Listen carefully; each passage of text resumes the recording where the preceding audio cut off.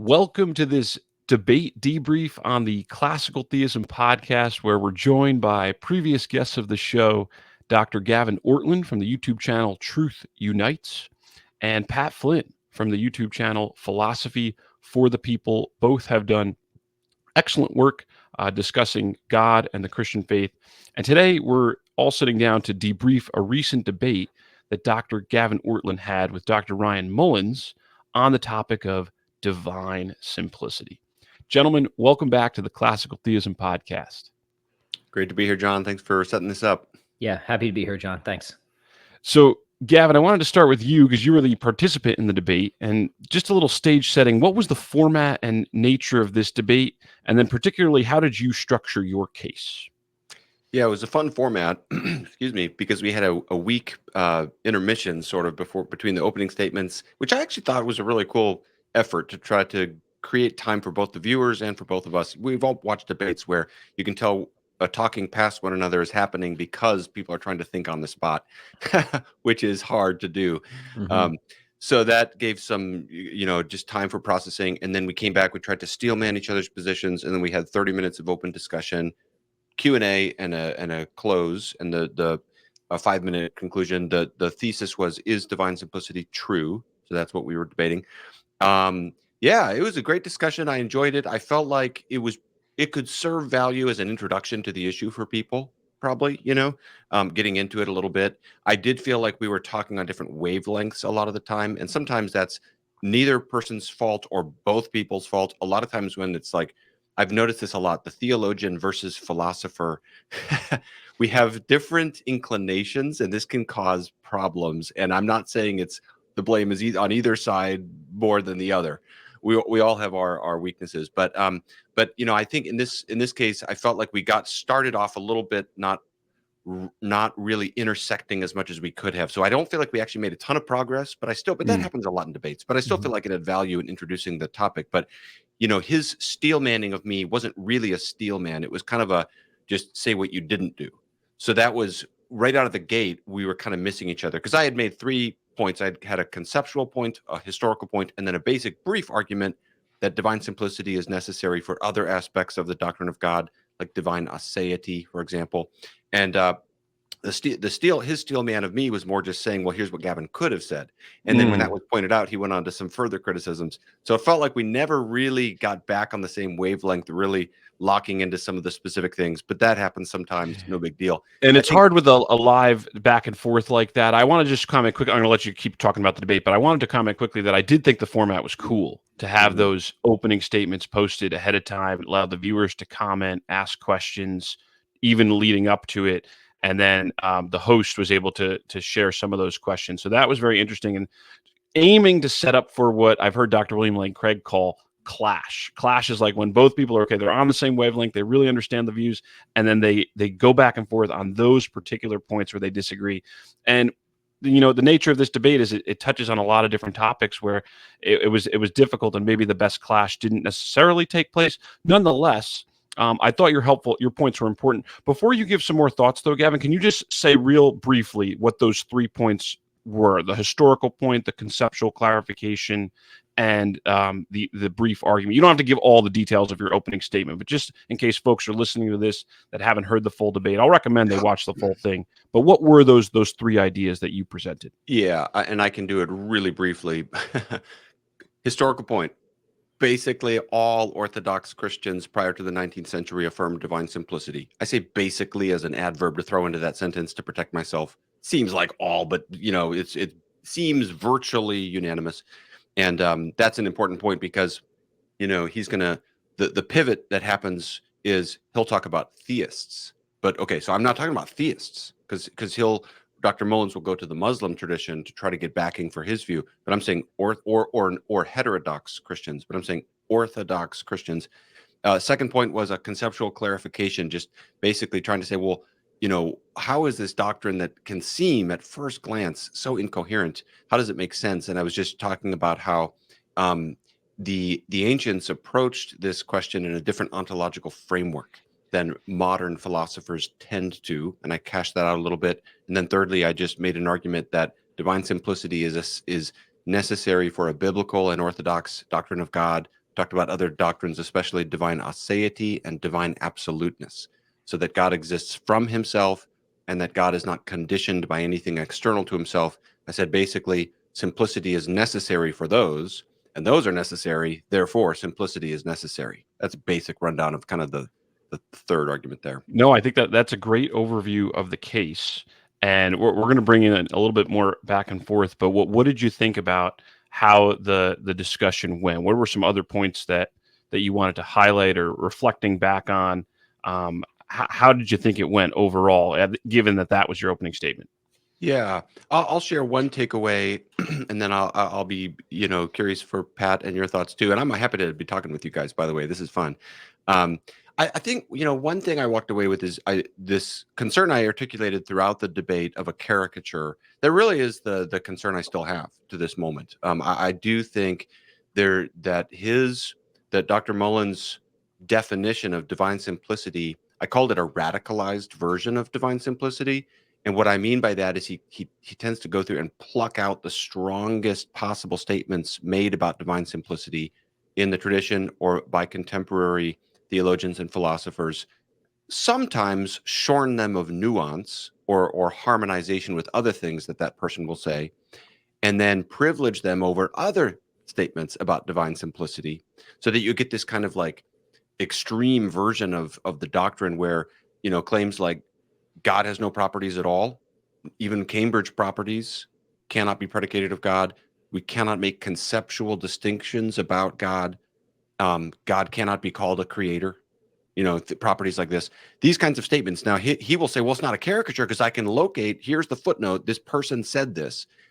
Sometimes if you look up what's in the footnote, it's a little bit of a distortion or simplification. Other times it's just that scholar or resources being privileged over others. So we hear a lot about Catherine Rogers, but we don't hear about Barry Miller, in the Thomist tradition, for example. And then, of course, that's just within Thomism. Then, of course, you've got the Palamite and Scotist traditions, which I would say affirm divine simplicity as such. And they're kind of excluded as well. They don't really affirm divine simplicity. And so, there's some other things that could go into that too. But that'd be the kind of the bottom line is I think, the analogy I gave is like if I advocated for social Trinitarianism, which I don't, but if I did and said that, and then I said basically that's Trinitarianism. That's kind of a way of in another doctrine of what this is. It's kind of isolating the strong, one particular version as though that's the entire thing. And I would just, kind of come back to at the end of the day, number one, I think divine simplicity is an important and true doctrine. And I know we all agree on that. But also, I just think it is actually something that needs to be treated with greater respect. And so just to recognize, no, I mean, I if you read through like Dr. Mullins' interactions with Ed Feser, Ed Feser makes a lot of great points. So I know that Dr. Mullins is familiar that a lot of Thomists will say, no, God has Cambridge properties. That's totally fine to speak of God as creator. And there's various ways to understand that. So that's maybe something we could talk about here is, yes, why is it, I'd be curious if you guys agree with me that you can affirm divine simplicity, even a robust Thomistic account, and still say we can speak of God with these extrinsic properties. We can make conceptual distinctions of God. You don't need to construe this in that kind of radicalized way. And we can make contingent attributions of God as well. That's right. Yes. So Pat, I want yes. to go to Pat Flynn for this comment too. Pat, I want you to follow up on this, but let me just kind of frame this part of the discussion, Gavin, because what you're bringing up and what did come up in the debate and what Dr. Chad McIntosh talked about in their own debate debrief was kind of regrettably that the definition of divine simplicity wasn't set necessarily super clear before the debate, or even during the exchange. You didn't get into that definition until maybe 10 or 15 minutes in, and then there was a lot of just disagreement over the definition. But I do think the way you presented it, Gavin, was correct, that the core of the doctrine of divine simplicity is that God is not composed of parts. And then how that gets cashed out in a Thomistic tradition, in an Anselmian tradition, in a Palamite tradition, in a Scotus tradition, will have some variation, but they all affirm that fundamental core idea that God is not composed. So I think that's something that we have to insist on and keep saying. But Pat, I'm curious how you think about this, and even Pat, what you think about these phrases of, there are some writers that will say God has no attributes, God has no properties. How do you understand what's going on here? Yeah, it's complicated. And like Gavin said, it's really important to evaluate divine simplicity within its proper metaphysical framework. If you don't understand that metaphysical framework, then divine simplicity is going to seem probably ludicrous to you. And there's some really important stuff in the background, like one's theory of existence, right? How does one think of existence, right? For Thomas, existence is a very thick thing. Like it's super rich and soupy and juicy. Existence is it's the common sense view that existence is something that things actually have, participate in. You know, it's a first level property for Thomas, right? That's not something that a lot of sort of contemporary analytic philosophers are on board with. I think, unfortunately so. I think this is a necessary commitment to make sense of a lot of other independent philosophical issues, like the one and the many, right? I think the Thomistic system is really useful, if not necessary, for solving like those big, broad, deeply historic philosophical puzzles. Like not just like the one and the many, but puzzles of change and identity through time. Like Thomas's metaphysical system supplies the theoretical resources to make sense, right? To supply the necessary conditions for these phenomena. And then once that sort of system is in place, that it's from within that system that certain first cause arguments are made that run to the divine simplicity. Now, John, I know you're going to bring this up, but I'll just cut ahead a little bit. This is different than the Anselmian approach, right? So the Anselmian approach, I'm not a fan of, right? Where you think of the greatest conceivable being, and you think that, you think of certain great making properties or stuff like that. You think that maybe simplicity is a great making property because it implies independence or what have you. And, I have several issues with this approach. I just want to throw a few of them out there and then get Gavin's thoughts and then get clear on what has always Before you do that, Pat, can I set it up as to why you're bringing that up? Yeah, please talk about that, because in their own, and I know we will get back to the first debate itself, but in their own debate review, when Dr. Mullins was talking to Dr. Chad McIntosh, Dr. McIntosh brought up the point that a big reason for holding to simplicity is by taking this principle that dependence implies imperfection. And since God is a perfect being, then he can't be dependent on any parts, because then he would have imperfections. And then what Dr. McIntosh presents is an analysis or a bit of a critique of maybe we can doubt that principle, that dependence always involves imperfection. And that's why it might be okay for God to depend on his parts, and that way of him coming at it. But I think what we're kind of getting at is, well, no, it's actually that dependence implies a lack of ultimacy, or being the fundamental thing, and that's the core problem, more of at a metaphysical level. But he did bring up that point in their debrief, and it is relevant because some Anselmians might press it, like Pat, as you're explaining. So feel free to continue. I want to point out a few issues with that. One is when it comes to perfect being theology, I mean, you're always going to have these sorts of intuition clashes that at some level will seem irresolvable to me. Now, I guess if anything seems obvious, it does seem obvious to me that not being dependent is better than being dependent. But I'm not going to fight about that, right? Like being the cause of everything else and in no way being cause yourself just seems like to be more powerful and to be greater. I don't know if we're going to clash over that intuition, then I'm just going to probably give up the whole project altogether. But that's not my project, so I don't really care. The problem with the Anselmian approach is really this, is that when we're thinking of like great making properties, we're thinking of like God as sort of the maximal member within a category, right? Like God just sort of maxes out a certain category, right? But never escapes that category, that creaturely category altogether. So you think of like knowledge. Oh, God just knows all true propositions, but he's got propositional knowledge, and his knowledge is in no way, it's different in degree only, but not different in kind, right? So to me, the Anselmian never escapes the creature category with God, right? It just makes God into this sort of super being, or something that would be hard to differentiate from a super angel, right? From that understanding of omniscience, you have to seriously ask, well, why is only God omniscient, right? You say, like, well, we got enough time and technology. Could a human be omniscient? Well, I don't know, maybe not, but maybe a super angel could, just knowing all true problems. So what is it that makes it so only God can be omniscient? I think a theist wants to say that. And I think the Anselmian approach is going to going to struggle with that. Now we'll come back to that, because I think the classical theists can give a principled answer of why only God is omniscient, but they're going to have an understanding of God's knowledge that's different in kind, not just different in degree.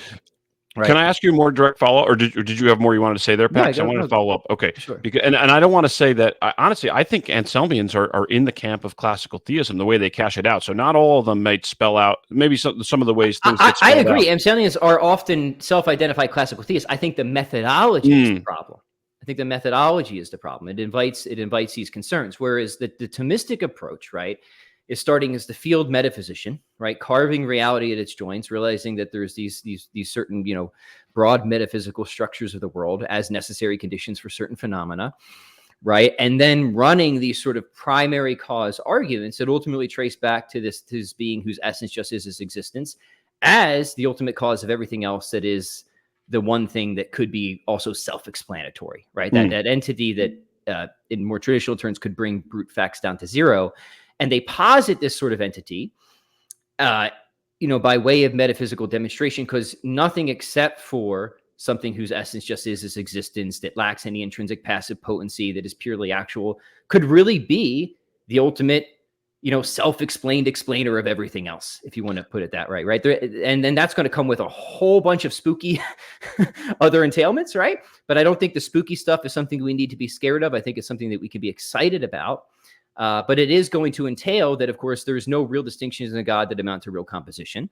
It's divine simplicity, that God is not only identical with his existence, but he's identical with his non-existential attributes as well, his goodness, his power, and so on and so forth. And of course, we can make many attributions of God. We can make contingent attributions of God, as God is creator. We just can't make, if people would actually read classical theists like Barry Miller on this, we just can't make contingent attributions that imply intrinsic passive potency.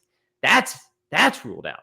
But okay, I want to put a bookmark in some of that metaphysical stuff of bringing brute facts down to zero, because I think that is super interesting. We're going to get to that in the second half of our discussion. But I started out with asking you a more yes or no question, Pat, that I want to get your thoughts on briefly. Sorry, I totally didn't answer that. Does God have properties? Does God have attributes? What can we say?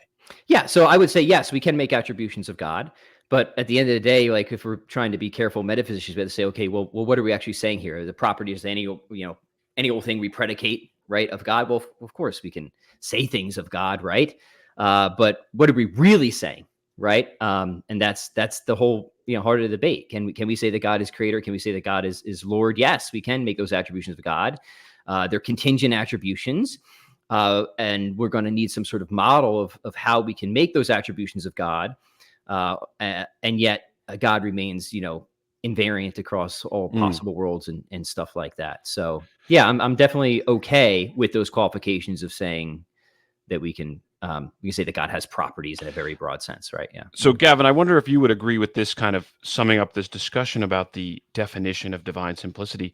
It almost seems like there is a real core idea about God not being composite that all those classical theists that we talked about before agree on, and perhaps even Dr. Ryan Mullins and other folks would agree in a sense that God is not composed of parts. I mean, we'd have to kind of go into the details, but then there's the core affirmation, but then behind that, there's a metaphysical and theological discussion about what counts as parts, what's our analysis of attributes, what do you mean by properties, and then all of the, there might be further disagreements about the details, but disagreements about certain details and the way certain people say things shouldn't mean that we jettison that fundamental core agreement that we find throughout the Christian tradition that God is not composed of parts. What do you think about that as a summary? That seems right to me. And I'll say three things. Number one, I love Pat's word "suppian" that he used a moment ago, and I'm going to incorporate that into my vocabulary. That is a great word.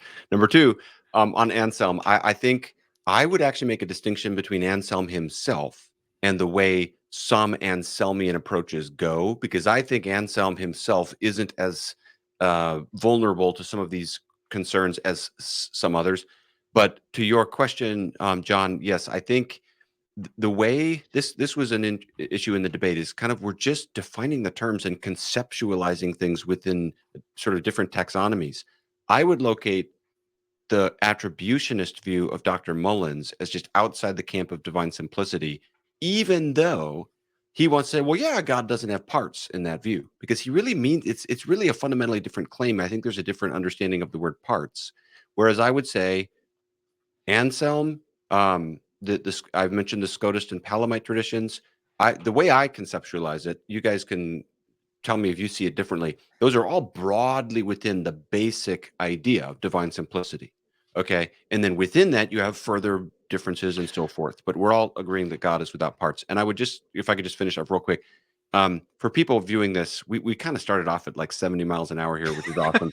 But for people viewing this, they may be a little bit lost. So let me just define. I mentioned Cambridge properties a moment ago. Could I just define that for someone? Yeah, let's go back to that. That this is an example of the kind of thing where the concern of caricature is coming up here, because Dr. Mullins and others may say, oh, you can't even have Cambridge properties if you believe God is simple. But this is one way that people have thought this through, trying to be careful, as Pat was just saying, to get the nuances right here. So a Cambridge property is like the Phaser's metaphor that I mentioned in the debate is, as a dad, I have the property of being the tallest person in my family. If one of my sons outgrew me and became taller than me, I would no longer have that property, but it has nothing to do with me changing. It's an extrinsic relationship. That kind of instantiation of properties is totally fine, even for the Thomists, for all people. And it'd be a rare person who would deny that kind of thing. So that's an example trying to help people understand that that's not, as it is being put forward as, that's not a problem for proponents of divine simplicity. I hope that makes sense. Yeah, that's right. And the direct sort of tie into that is that when God brings about the world, it doesn't require any sort of intrinsic gears rotating or anything to change in God. It just requires the world coming about with a causal dependence relation on God. Right. I think those are some good points, and I am in agreement with that, Gavin. That all of those folks, the Anselmians, the Thomists, the Scotists, the Palamites, they fall into the camp of holding to a robust doctrine of divine simplicity, and the discussion is in the details of the models, because all of the divine simplicity theorists that we're talking about here, even including St. Thomas, who has a very strong doctrine, are okay with making contingent predications of God, but also making certain kinds of distinctions about within God. And so when it comes to the discussion of, well, what kinds of distinctions are allowed, what do those distinctions even mean, these get very complicated and they can be confusing. And that's where the Scotist has his own kind of formal distinction that he talks about. The Palamite has the essence and energies distinction, and which kinds of distinctions, don't commit us to composition, to a division or a potency or a contingency invading the divine substance. Which kind of distinctions are we allowed to talk about? Which aren't we? Those are all the interesting details across those different models. Mm-hmm. But I think the three of us are in general agreement that holding to any one of those positions would count as divine simplicity. But you know what? Here's Gavin, maybe this is why it can get confusing. When you pluck out statements from people in different traditions and that say things in different ways, you can get something that kind of sounds Frankensteinish and monstrous and confusing, because it's just, you just walk up to someone and you're like, well, hey, what do you think? These divine simplicity theorists say God has no properties and he has no attributes. Do you think God has attributes? And the proper question there is just like, well, what do we mean by attributes? What do we mean by properties? And it often involves a much longer conversation. Yeah. But you did bring up the attributionist view, Gavin, and I know, Pat, this is something we had wanted to talk about. Yeah, can I say one other quick thing, John? Because I think this might be helpful to people. If not, then we can skip ahead, right? But for the Thomists, and this relates to the Anselmian methodology, especially as it is seen in practice by a lot of contemporary philosophers, I agree with what you said, Gavin, that that's an important distinction to make. Of course, I think of Anselm did himself talk about great making properties, for example. That's a very contemporary thing, right? For the Thomist, and Gavin mentioned Barry Miller, so we might as well sort of bring him up here, right? The approach to God for the classical theist is actually somewhere between the methodology of the sort of perfect being theologian and the complete negative or completely apophatic theologian. Now, it's closer to the completely apophatic theologian, but not entirely. And the thing that could be very helpful here is, and this is sort of Miller's approach, is distinguishing between a limit simpliciter and a limit case. And this will relate to the other models of simplicity that you brought up. So a limit simpliciter Buckle is something, up, audience. Buckle up again. Here we go with Barry Miller. So a limit simpliciter is something like the speed of the light, the fastest something can move if there's a sort of cap on that, right? But a limit case is something that an ordered series converges upon, but is it not itself a member of that category or ordered series? So think of a standstill, right? You have ever decreasing speeds, you come to a standstill. A standstill is not a speed, or a series of regular polygons converging upon a circle, right? It's clear that that's what it's converging to, but a circle is not itself a polygon, right? This is the idea of a limit case. And the Thomists. Yes, can I say that one again in slow motion? Because that is a hard one to pick up. But once you have that in your mind, I really like that example. So picture a regular polygon. Regular means it has all the same sides and angles. So you have an equilateral triangle. Just get that in your mind's eye. And then you look at a square, 4 sides, increase the number of sides. Then you look at a pentagon, same amount of sides, same angles there. Kind of have that house-like shape that we like to draw. Then you go to the hexagon. Okay, and then the heptagon, also known as a septagon, with 7 sides. Octagon. I'm showing off a little of my high school geometry knowledge here. Yeah, no. Yeah. Picture the number of sides increasing. And then what Pat is saying is as n heads toward infinity, as you increase the number of sides there, you're still dealing with, in every iteration of that sequence, you have polygons, which are closed, planed figures with straight sides. Nonetheless, if you look at it, it's very clear that what is being approached, the type of shape being approached by those polygons as the number of sides increase, is a circle.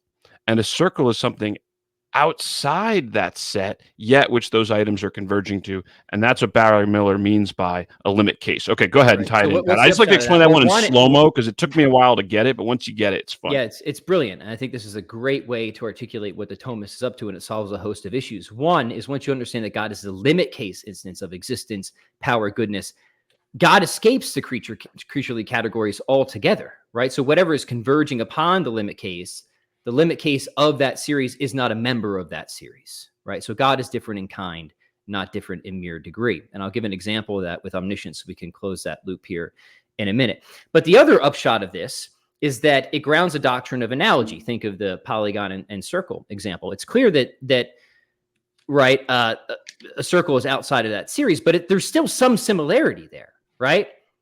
So it's like univocity won't work. It's not equivocation. There's some similarity here between the limit case and the members of the ordered series, right? So there's actually a good argument for the principle of analogy at play here. There has to be. Otherwise, you should be, if there wasn't some similarity, then we could swap in any limit case instance with any ordered series we want, right? But we can't do that. That's frankly absurd, right? We can't swap in a point for a circle, right, of decreasing lines, or a length raisin. of lines or a raisin, right? It's clear that there's some similarity there, similarity in difference, right? So I think this really shows that, no, we have to use analogical language when talking about God, right? So it does that work. But then it also alleviates some concerns of people who want to draw further distinctions. I won't get into the fine details of the Thomist versus Scotus debate, but a lot of times what motivates people want to draw further distinctions of God that Thomists don't want to do is the worry that things in us seem really distinct. So how can't they be really or more distinct in God, right? The power and knowledge. But the Thomists can say, well, we're not talking about it as it is in us, right? God has something like power, something like knowledge. God is the limit case. So whatever the limit case instance of power, of existence, of intellection is, those things are all identical. We're not saying that power and knowledge, as they're manifest in us, are identical. We're just saying there's a convergence upon the same limit case of all these ordered series, right? And that once you grasp that, it alleviates a host of, I think, major concerns that are often thrown at divine simplicity that critics continually bring up without, I think, reading the relevant experts on the subject. I feel like we are now on a bus ride that I know we're not allowed to go lower than 55 miles. I feel like we can't go lower than 55 miles per hour right now. Yeah. I'd love Gavin's thoughts on all of that real quick. Well, here, Gavin, here's what I wanted to go back to, because what Gavin, you brought up initially, and Pat, those were relevant towards what I was going to ask about, which is the attributionist view. Because Gavin, you were kind of situating, we were talking about the definition of divine simplicity. There's all these traditional views cashed out in the Christian tradition, but you think that the attributionist view actually is a departure from that doctrine of divine simplicity. So I was just going to ask you a little bit more about that. How do you understand what the attributionist view is, and why don't you think it would plausibly count as holding to divine simplicity? Yeah, I love Pat's metaphor of the circle and the polygon and so forth. I think what comes into my heart and mind and imagination whenever I'm reflecting upon divine simplicity is always the uniqueness of God, and I think that's really a key, both for approaching the doctrine and as a consequence of the doctrine. It kind of further cements that in the heart and mind and so forth. God is like nothing else. Simple point, but profound implications from that. Oh, I'm sorry. I didn't close the loop. Can I do one more point before Gavin respond? And it's the omniscience thing, right? So if you take the idea of limit case, you realize that all creaturely knowledge is in some sense passive, right? Even the knowledge that I'm sort of talking right now depends on the knowledge I receive passively, that I have a body and you guys are there, or this or that, right? So, Miller and Thomas would say that God is as pure act escapes the creaturely category of knowledge altogether, because his knowledge is entirely active, right? Which can, along with simplicity, commit you to some sort of mode of knowledge that is non-propositional. And when it comes to creation, it's entirely executive, more like a practical knowledge, right? So God is different in kind because only God's knowledge is purely active or actual, where all creaturely knowledge, even at the highest degree, will always have some element of passivity, right? And that's what's going to help ground the sort of utter uniqueness of God's mode of knowing, why only God can be omniscient in the proper sense. And it's those differences that I think make a real difference when it comes to securing the uniqueness and ultimacy of God. And I think you really need this sort of wider metaphysical framework and divine simplicity to secure all that. Sorry, I had to just close that loop. Yeah. No, it's good. Yeah, I was just going to say, in the attributionist view, I think, to the best that I can understand it, and I may not have studied the Muslim tradition. I've studied a few Muslim thinkers on this, but may not have studied the Muslim tradition as much as Dr. Mullins has. So hope I don't get this wrong. But basically, there's an affirmation that God is without parts, but it feels like a bit vacuous in terms of what is involved in that, because you still have attributes that are sort of external to God in some way. And I guess the old concern, the originating concern about divine aseity is still on the table for me here. If God has properties that are not identical to himself, the question simply still is on the table of, well, where did they come from? And what grounds them, and so forth. And so that would be the concern that is still on the table there. And I think one other thing too is just, we've really hit this point of contingent properties or Cambridge properties as wanting to be clear that it's wrong to say we can't possibly have anything like that if you affirm divine simplicity. The other points, though, were about conceptual distinctions in God. I just want to reiterate that point. There's no problem with making conceptual distinctions of God properly done. And the other thing is, with I think something that might be good to touch on at some point before we finish, or if not, that's fine. But if we have space and we want to, is this ideal of a real relation between God and creation. And I have that in my notes to come back to that, because I think there's some misunderstandings about that too.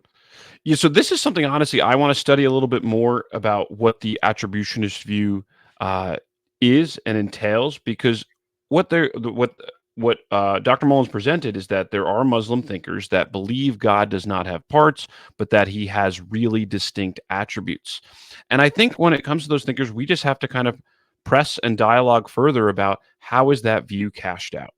I think we all kind of grew up in a similar generation. Maybe you played the Madden football game on Nintendo 64 or PlayStation 2. Pat, I assume you did. Gavin, I don't know. Did you? Oh, okay. Yeah. So when you could like design your own player in Madden, there were like all these attributes, and you could like make him have like a lot of stamina and like strength and like different kind of stuff. And if that's kind of the notion that we have in our mind, that okay, there's these items, and then like God instantiates them or exemplifies them to varying degrees, or perhaps even the maximal degree for all of them, it does start to sound a little bit like, well, right, where did these things come from? I think one of the things the attributionist might say is that these distinct attributes are grounded in God's eternal essence. And because they are grounded in God's eternal essence, there's no problem with ultimacy, because his essence is eternal. And Pat, I know you've thought about this a little bit with grounding, but how do you understand this talk of the attributionist view, and why don't you think we should say God has really distinct attributes? Right. So if grounding is a a causal relation, which I have a paper in the Review of Metaphysics arguing that we should think of grounding as essentially ordered causation. I mean, that's going to be a problem. So I don't think that they'll want to say that. So then I would for all the reasons that we've just said, right, that God would in some sense be caused by principles of being that are sort of deeper down than himself, right? And that's really the heart of the issue, right? That if God is truly ultimate, there can't be anything back of God, right? And a whole stands in potency in relations to parts that actualize it in some respect. So if God is composite of potency and act, right, then he can't be strictly identical with his act or essay or something like that. So he is dependent or caused by principles of being more fundamental than himself. Same thing if God has certain attributes and God is like the composite whole, then again, there's something deeper down, some part or some aspect, right, that is the metaphysical cause, if we're thinking of grounding in that way, of God. If they're thinking that these are just different aspects and these are just conceptual distinctions, then I would say, okay, we don't really have an issue with that, but I want an account of why that's the case. And the classical theist has an account because in their sort of wider metaphysical system, and again, that's why it's so important to look through a paradigm, like this is how you evaluate these things. You have to put on the paradigm and evaluate things within the paradigm. The classical theist is coming in with other commitments like the theory of the transcendentals and the convertibility thesis that, for example, goodness just is being under the aspect of perfection or desirability. So it actually makes a lot of sense that if God is pure being, God is going to be pure goodness as well. So like we have an account of how things are different in sense, but the same in reference for the classical theist, right?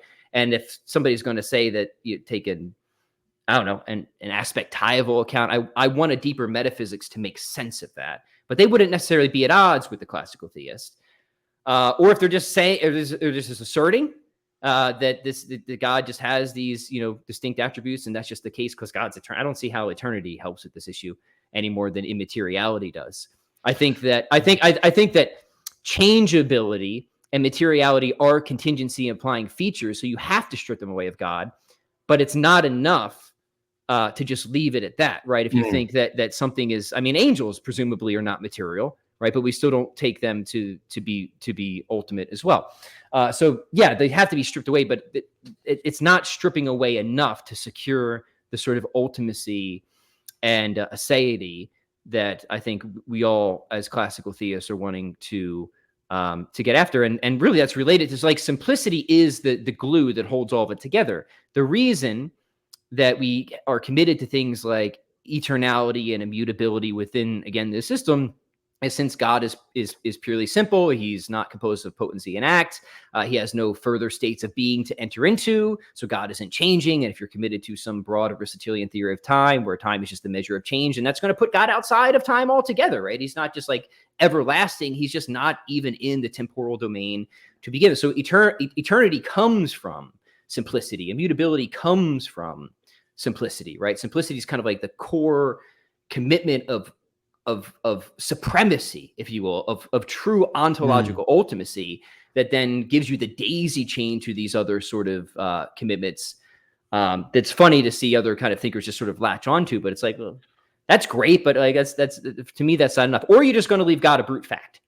And this is just a sort of a brute fact model of God that he's just sort of composed in this way. And I know there are a number of sort of neoclassical theists that are willing to say that there's aspects of God that are just brute. And to me, that's a really bad move, right? Because at this point, you've sort of lost what I think is a truly principled advantage that theism has over atheism or naturalism. And at that point, you're stuck in a sort of brute facts arms race, which you see a lot of people get like, well, I just have fewer brute facts than you do, Mr. Naturalist. But to me, like once you let in any like a little bruteness, I think you're sort of done for in terms of the hunt for ultimate explanation. So sorry, threw a lot out there, but I'll let somebody else talk now. Yeah, so I want to go, Gavin, to that real relations discussion in the biblical case in just a moment. But to kind of sum up where we just were with the attributionist view, my own understanding, trying to get my head around this, and these are hard topics. We're going pretty fast at a high level, and trying to get our sense of this, but we also want to keep in mind that this is an important doctrine, and the fundamental intuition behind it, that God is ultimate, is there.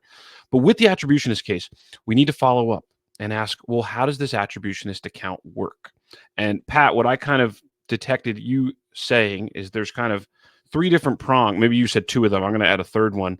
If the person says maybe like an Alvin Plantinga type conception, I don't know for sure if he held to this, that these attributes are Platonic properties that exist, that God instantiates or exemplifies, or if someone has like a more pure or strict Platonist approach, well, then the problem there with that attributionist type view is with that it threatens God's ultimacy, because where did these things come from alongside of God? But perhaps they don't say that these things were eternally existing alongside of God. Maybe they have more of a grounding flavor to their attributionist view, and they say that the attributes are grounded in God's essence. And there, Pat, your point was, well, you have to ask what grounding is, and if the nature of grounding ends up implying things like caused being, contingency, moving from potency to act, well, then you have another problem of ultimacy and fundamentality bubbling up. It doesn't seem like God then is the one simple fundamental entity anymore. There's like, he's a caused being, or parts of him are caused, and that's strange. Or as a third prong, and this is why I'm not yet committed to saying, all attributionists deny divine simplicity. A third prong is to develop some kind of aspectival account that what they're calling really distinct attributes really are just aspects of God. And again, I haven't studied this in great detail, but Dr. Joshua Sidrawati, I know, Pat, you've had him on the show, and he's got papers about that where people can explore that. And he holds to divine simplicity, but he uses what he calls aspects in spelling it out. So with the attributionist view, you just have to ask for further details and go into that. But that being said, I know our time is short here. So Gavin, I wanted to give you a chance to talk a little bit about this, because this did come up in the debate. Originally, it came up in their debrief. It also was relevant to the biblical case and to whether God can have real relations to creatures, or whether in God he is really related to his creation. Because some people are going to say, Aquinas says God's not really related to creatures, and if he's not really related to us, how can he be our creator? How can he be the savior? And this just all sounds preposterous. So I wanted to give you a chance to talk a little bit about this in the context of the debate. Yeah. And I think I'll be brief on this, knowing we're at the end of time here. But I think the key is that the word real has a kind of technical meaning, the opposite of when we say we speak of God's not having a real relation to creation or something like this. We're not saying that the word real is not opposed to fake. We're not saying that this is like a fake relationship or something like that. The opposite is logical.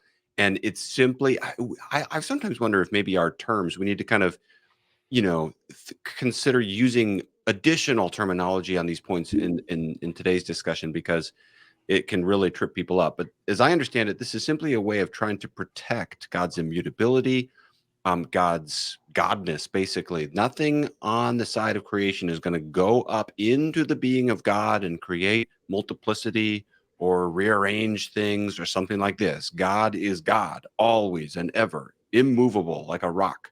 But then in God's extrinsic relations, that's fine. So we can speak of God as our creator. I put up a quote from Thomas himself in the intro in my first 15-minute that you sent me, John. Thanks for that. And it just makes it very clear that Thomas himself is not conceptualizing the relationship between creator and creation as a kind of mirage or something like that. Yeah.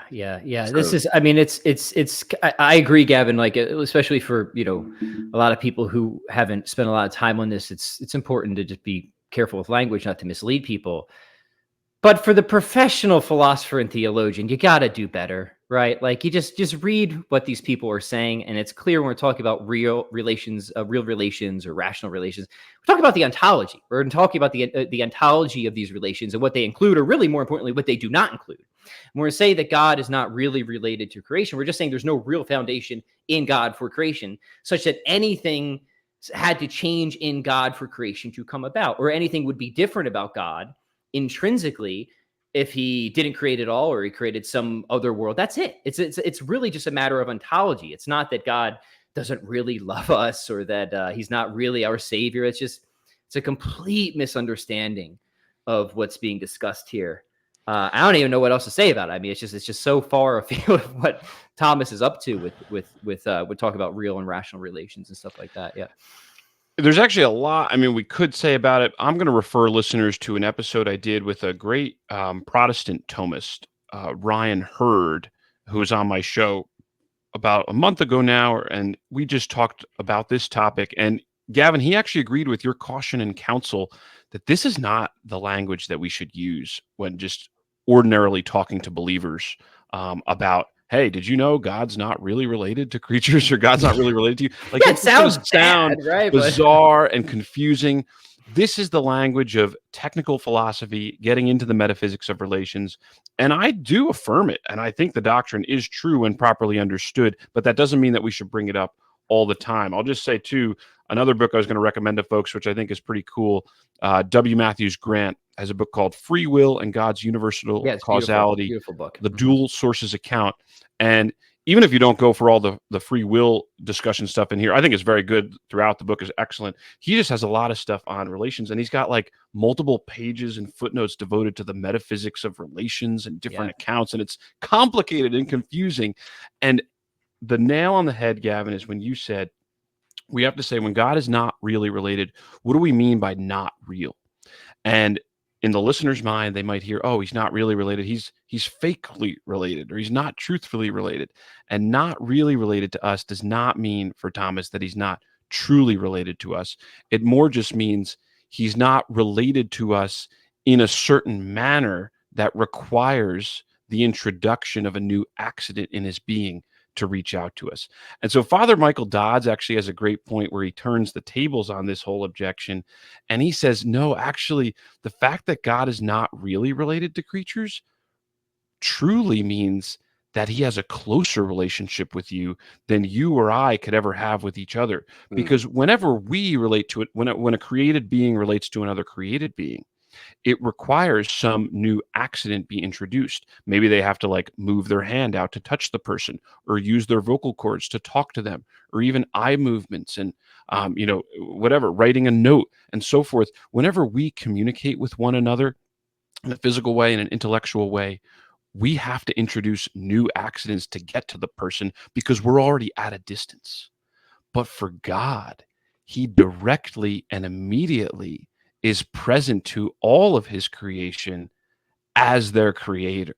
And there's a direct and immediacy that doesn't require the introduction of accidents on his part. All the change is on the side of God. And we can say he is truly the creator because he is the one that brought it about that we exist. He is truly the savior because he is the one that sent Jesus into the world to save us, even though all the change takes place on the side of our creation. So there's a lot of citations and things that people can look at to discuss it, but just be cautious. Don't just go around saying that God's not really related, and remember that it's a technical metaphysical point, not a colloquial point. But if you do want to do the deep work, you might come away with, at least I was, a deep respect and awe of the fact that, the way that the unique God of classical theism relates to us is not going to be the way that you or I talk to each other. So I did want to get that on the table. I don't know if there's anything more, Gavin, that you wanted to say on that or the biblical case, but I had a couple other points here that we can wrap up in the last 5 minutes or so. Yeah, just a summarizing comment of how I'm currently, as I'm listening to you unfold that, experiencing this afresh. That's how I've often thought it in the past, is that paradoxically, God's radical otherness is part of what makes his relationship to us so intimate. And what that is, once we can start to think in those grooves, I think those who experience the doctrine of divine simplicity, or just God's general transcendence, as a threat and as frightening, this might help soften us up a little bit to consider it. So I appreciate your comments, is what I'm saying. Yeah. That's an interesting point, Gavin, because I come from a slightly different perspective. I know a lot of people who come after divine simplicity are coming from prior, theological or Christian commitments. And I think there's some tension or incompatibility. I'm coming from somebody who's just looking for philosophical answers to things, right? So it just seemed like it's simplicity or bust for a lot of issues. And then once I got into literature, that I read all these wonderful accounts to show that no, this radical transcendence of God is not incompatible with God's perfect love for us or his or any of that. So I just want to say, while those were never real concerns for me, I can see how they would be real concerns for people. And I appreciate that. And I just want to encourage people, look into it, because I think that you will find that there are good answers to those concerns, and that once again, divine simplicity elevates, I think, our awe and understanding and appreciation of God once it is, I think, grasped in its proper context. Yeah. So why don't we close with a couple more important considerations? Why do you think divine simplicity is an important doctrine for Christians to hold? I know, Pat, for you, a lot of that is philosophical, and I want you to have a chance just to lay out. I know we can't go into all the details in a short podcast, but for folks to explore, and Gavin, you brought up a couple too towards the end of the debate, or maybe even in the Q&A section of why you think it's, or it might have been in your closing, of why you think it's important for certain objections to God's existence, like the Euthyphro dilemma and things of that sort. So I was wondering if we could just get a few of those things on the table in the last few minutes, lest people think this is a, totally esoteric and unimportant doctrine. Why is divine simplicity important? What advantages does it give us in our worldview if we hold to it? So Gavin, why don't we start with you, and then Pat will close with you. Sure, and I can go briefly, and then I'm curious how Pat will answer this question as well. But the way I put it in the debate is it's a way of protecting the godness of God, and that's just one way of trying to get into it a little bit. But I think to unfold that a little bit in terms of how that then will play out in like the public forum when we're interacting with, say, our naturalistic, atheistic friends, and we're sort of looking at these rival worldviews. I think we can make the case well that Christian theism, okay, adorned with a robust doctrine of divine simplicity, is a more elegant and simple explanation for reality that reduces bruteness more than any other alternative. So the word bruteness came up from Pat's good comments earlier, and I think this is right, that a belief in a simple deity is the most intuitive and elegant way to conceptualize reality. And I don't know that I can unfold that any more than that right now, but I've sort of given some of the reasons for that earlier. But Pat, what would you say about this too? Yeah, so I think that there's a lot of theoretical advantages to divine simplicity. Ultimate explanation is one of them, right? So certainly if you're in the Thomistic framework, like, why does this thing exist is really only appropriately asked of things with a real distinction between their essence and existence. And to ultimately ground the existence of any of those things, you're going to have to, via first cause reasoning, get back to that whose essence just is his existence, which is the only sort of thing that could serve, I think, is the only really candidate in town conceptually to be the ultimate explanation of everything, that could be a sort of self-explained explainer of everything. As I mentioned before. And again, if you're in the Thomistic system and you have this act potency ordering of how, essence and existence relate as potency to act, and God's going to be purely actual. And like, you're just right on the road to simplicity from there. So ultimate explanation is a huge one, right? So just in metaphysics, I think it's the king, right? I think it's simplicity or bust if you're looking for ultimate explanation. Otherwise, you're just like, yeah, you're in that brute facts arm race at best with a naturalist. But I think there's other advantages in all the other metas. In meta ethics, we have this wonderful theory of goodness, right? Again, there's background here of the convertibility thesis between goodness and being. If God is pure being, he's pure goodness, and this is going to give you resources to respond to things like Euthyphro dilemma. Everything acts according to its nature, even God, and God is subsistent being, just is subsistent goodness. So God wills what he wills, in accordance with his nature as a being of supreme and perfect goodness. I think there's really good it's not just God has goodness, right? Like, we have a really good theory of grounding God's goodness as really identical to his being, right? So I think that's useful. I think that there are other advantages in philosophical anthropology, like libertarian freedom. This one is technical, but that's what Matthew's grant is up to, and this relates to the idea of God only being rationally related to creation. That when God brings about creation, his action is direct, it's immediate, it just results in creation coming about with an ontological dependence on God. But if we think about the conditions for determinism, you have something is determined when there's some factor that is both logically prior and sufficient for the effect. But what's cool about the ontology of divine simplicity is you don't have that on the scene, right? God's act of creating is sufficient for creation, but it's not logically prior to it, right? It just is creation coming about. And since there's nothing in God, like God forming some prior intention or anything like that, what I'm saying is that the threat of determinism is completely removed with the ontology of divine simplicity. And that's really cool if you're like, you think that libertarian freedom is a thing, which I do. And if you want a very robust defense of that, look to Matthews Grant's book. And he's using the doctrine of divine simplicity to shore that up. I won't get into it now, but I think there's advantages in meta epistemology for avoiding skepticism and radical skepticism. Like we need a model of God's knowledge that doesn't invite the question of how does God know he's not a brain in a vat, right? Where he has to have some sort of organ that he scans reality with or something like that. And I don't think it's enough just call it infallible. We want like a model of divine cognition that actually makes sense of how God is infallibly in cognitive contact with the world. And when we have a model of this God's knowledge as executive, that's really helpful. That's really fruitful of God's knowledge as purely actual. Right? I think so. It helps in meta epistemology as well.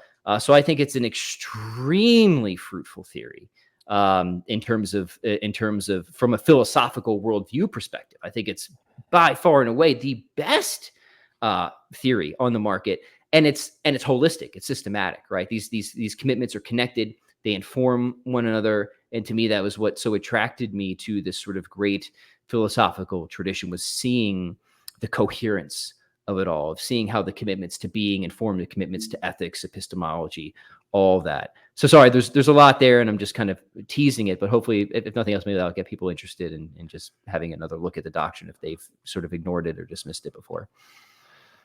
Absolutely. And just so we know, this is not intended to be a comprehensive discussion by any means. Gavin had a really interesting debate. We wanted to bring him on to debrief it, talk about some of the topics. And why don't we just close with some resources and that you want to point folks to and where they can find out more about your work as well. I'm just going to hold up a few here. We didn't really talk much about the biblical case in this debrief, but I know, Gavin, that was a little bit of a topic in the debate that you got into somewhat. I think this book, God in Himself by Stephen J. Doobie, Scripture, Metaphysics, and the Task of Christian Theology. He does a lot of good work of going into the exegesis of various passages and showing how they point to God's immutability, His ultimacy, and His simplicity, even if there is no single verse that says God is absolutely simple. There's the book by W. Matthews Grant, already mentioned, Free Will and God's Universal Causality. I'll have all these in the show notes. These are just 4 that I picked up off my floor. They should be on the shelf, but I have books on the floor there because I have to organize. This one, the anthology, Classical Theism, New Essays on the Metaphysics of God. Great essay by Ed Fazer just on what is classical theism. It's got an essay by Dr. Alexander Proust defending some new arguments for divine simplicity, and also a very helpful essay from Dr. Daniel DeHaan on going into Aquinas's account of simplicity with respect to God having multiple divine attributes and conceptual distinctions, things we talked about. And then another one, this one is from Father Thomas Weinandy, Does God Suffer? This has, I think, the best footnote, one of the best footnotes ever. That might be an overstatement, but it's got a great footnote on the no real relations doctrine. If you're confused by it, that's in this book on page 136. I'll put a little reference up there with a piece of the quote in the show notes, so folks can check that out and also other podcast episodes. But Gavin, let's go to you. Where do you want to point folks for more resources and investigative work into these topics?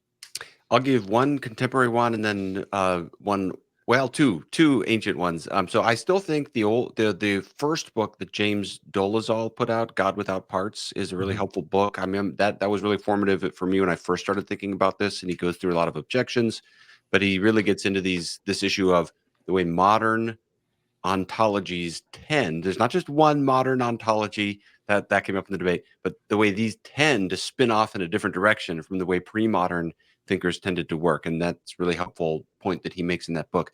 I like to encourage people to just go back and read some of these primary sources. I think people are more intimidated than they need to be sometimes. The Summa Theologica, divine simplicity, is right there out of the gate. That's the first thing that comes up after the 5 ways. I think I would love to encourage people just to dive in and read right there. And then in the Eastern tradition, I think John of Damascus, An Exact Exposition of the Orthodox Faith, also gets into divine simplicity. And I think that's a helpful resource for approaching it more in the Eastern tradition. It's a good synthesizing kind of text for the East. Yeah, great. Well, you guys stole all of mine. I was definitely going to recommend Dr. Dolezal's. That book is wonderful, God Without Parts. So I'll recommend Barry Miller's. if you have the problem is it's very difficult to find. It's hard to find his work, which is a shame because it's so brilliant. One of them is findable. Yeah, that's Fullness of Being, which is great because what he's going to do is he's going to defend Aquinas's theory of existence in that. But it's the book before that, A Most Unlikely God, where he really defends classical theism and divine simplicity. And that one is very difficult to get your hands on. But if you can find it, it's really it's towards the top for me. Mm-hmm. Excellent. Well, Gavin and Pat, I'm going to make sure to put links to those resources in the show notes page. But thanks for joining me on the Classical Theism podcast and to talk about this super interesting debate on a very important doctrine, divine simplicity for classical Christian theism. Thanks so much again for joining me today. It's been a blast. Thank you, guys. Enjoyed it. Thanks, guys.